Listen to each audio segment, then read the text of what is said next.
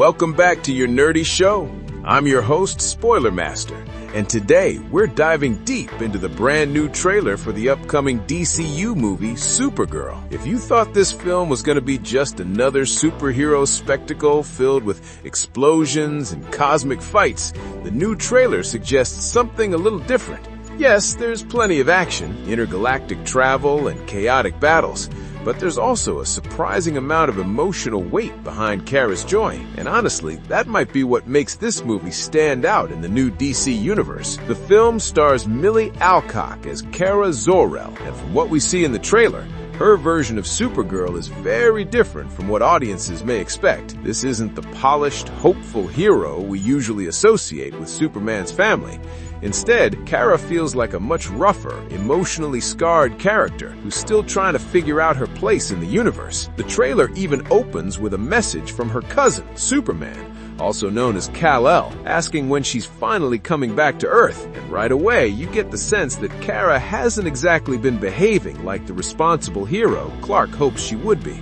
A very different kind of Supergirl. One of the most surprising things about the trailer is how rebellious Kara seems. We actually see moments of her partying, drinking, and generally living like someone who doesn't really care what the rest of the universe thinks. That's a pretty bold direction for the character, especially considering how hopeful and disciplined Superman usually is. But it also makes sense when you consider Kara's backstory. Unlike Clark, who grew up on Earth with a loving family, Kara actually experienced the destruction of Krypton and watched her world collapse. That kind of trauma would change anyone, and this contrast between Kara and Clark might be one of the most interesting dynamics in the new DC universe. Kara briefly appeared at the end of Superman, which was directed by James Gunn, so the two characters are already connected in the shared universe. That cameo was short, but it established something important. Clark and Kara may share the same heritage, but they're clearly very different people. Clark became Earth's ultimate symbol of hope, while Kara seems to be someone still dealing with grief, anger, and loneliness. And that emotional core might be exactly what this movie is about.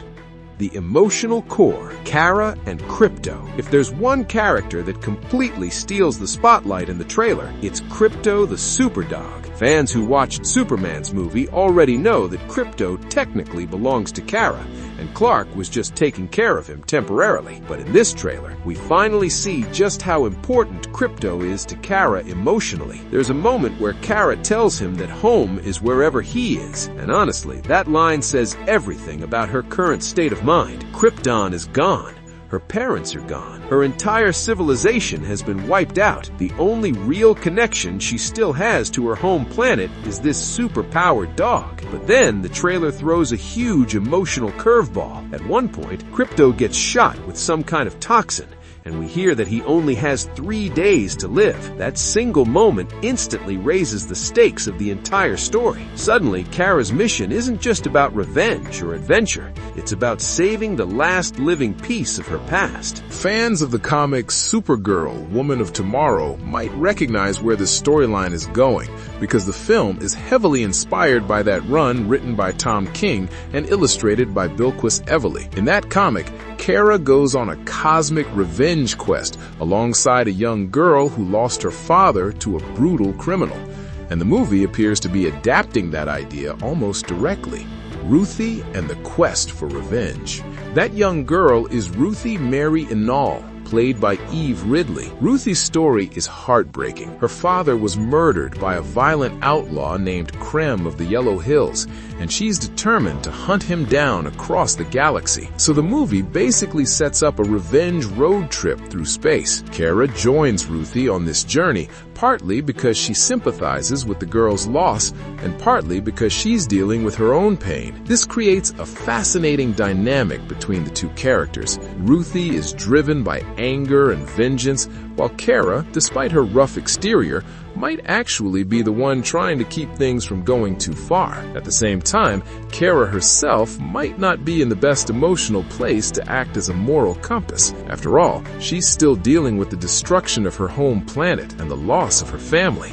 Another major reveal in the trailer expands on Krypton's destruction in a really interesting way. Most people know the basic origin story. Krypton explodes, baby Kal-El is sent to Earth in a rocket, and he grows up to become Superman. But Supergirl's story adds an extra layer to that tragedy. Apparently, not all of Krypton was destroyed instantly. A small portion of the planet actually survived for a while longer. Kara lived there with her parents during those final days, meaning she witnessed the slow collapse of her civilization firsthand.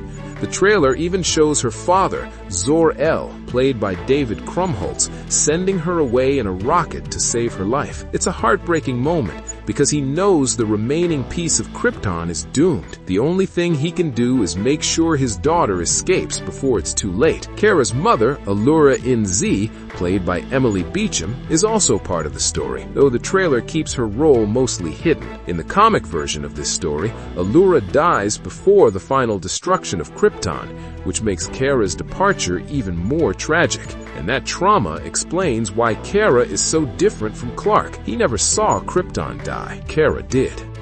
Another strange moment in the trailer hints that Kara herself might get infected with some kind of alien pathogen. At one point, we see something spreading across her face like a biological contamination.